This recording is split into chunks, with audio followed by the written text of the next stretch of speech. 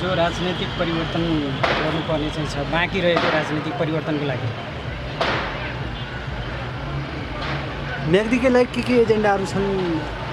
व्यक्तिको लागि अहिले भन्नुपर्ने सबैभन्दा पहिला हामी म्याग्दीले जनताको सेवा गर्ने, दोस्रो नेपाली जनताको सेवा गर्ने, तेस्रो कुरा मानव जातिको लागि भ्याएसम्मको योगदान गर्ने।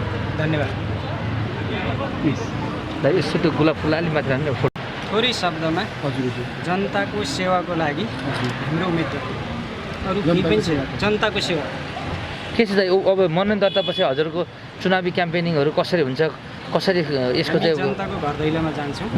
आफ्ना विषय हामीले लामो समयदेखि राख्दै आएका चाहिँ छौँ।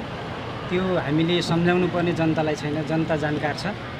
मात्र अहिले उम्मेदवारको हिसाबबाट दलहरूबाट गएका अहिलेसम्मका नेताहरूमा जो भ्रष्टीकरण आयो, जो अहिलेसम्म हेर्दाखेरि चाहिँ नेताहरूमा विचलन आयो र जनताको सेवा गर्नेतिर लागेनन्, त्यो भएको हुनाले हाम्रो उम्मेदवारी भनेको जनतालाई सेवा गर्ने, भ्रष्टाचार मुक्त समाज बनाउने हाम्रो पहिलो कदम त्यहाँ नै हुन्छ।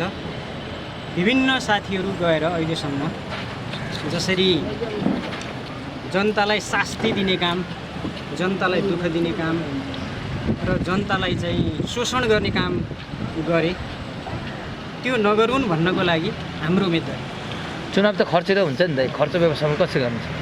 हामीले अरूले भने जस्तो र अहिलेसम्म पछिल्लो चरणमा जो खर्चको व्यथिति बढिराखेको छ, त्यसको विरुद्धमा पनि हामीले चाहिँ सङ्घर्ष गर्छौँ र हाम्रो खर्चिलो हुँदैन। तपाईँहरू पत्रकार मित्रहरू हुनुहुन्छ, हाम्रो पछि लाग्नुहोस्। हाम्रो सबैभन्दा यहाँ म्याग्दी जिल्लामा आएका चाहिँ उम्मेदवारहरूमध्ये सबैभन्दा कम खर्चमा हामीले चाहिँ हाम्रो उम्मेदवारीलाई अथवा हाम्रो निर्वाचनलाई सम्पन्न गर्नेछौँ।